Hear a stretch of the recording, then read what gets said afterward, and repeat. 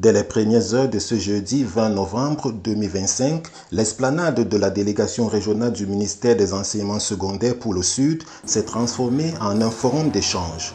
Les délégations scolaires et professorales des 4 départements de la région du Sud ont convergé vers ce site pour répondre à l'appel de la commémoration de la pensée critique. Pour cette 24e édition, l'objectif était de matérialiser l'engagement de la communauté éducative envers les enjeux contemporains soulevés par l'avènement de l'intelligence artificielle. Sous le thème « Philosophie et intelligence artificielle », la leçon inaugurale présentée par M. Tidjani Mvessa du lycée bilingue de Djoum a adressé des questions allant de la conscience artificielle à la redéfinition de l'humanité à l'aide du numérique. Philosophie, c'est penser mieux pour mieux vivre.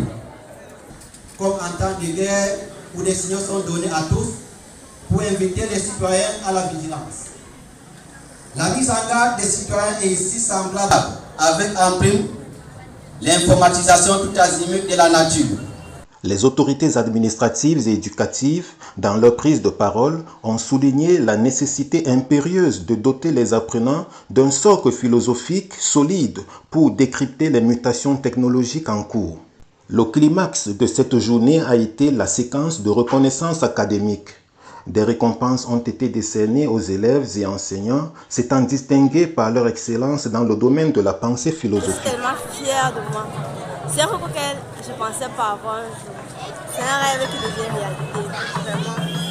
Merci, mamie. À Ebolova, la Journée mondiale de la philosophie a non seulement été une célébration de la raison, mais aussi une session de sensibilisation aux enjeux éthiques de l'intelligence artificielle. Je suis habité par un sentiment de satisfaction que l'une de mes apprenantes a été honorée à l'échelle nationale. Je pense que depuis que je suis en service ici au Sud, c'est la première fois qu'un candidat de la région est lauréat national. Donc tout est à mon honneur.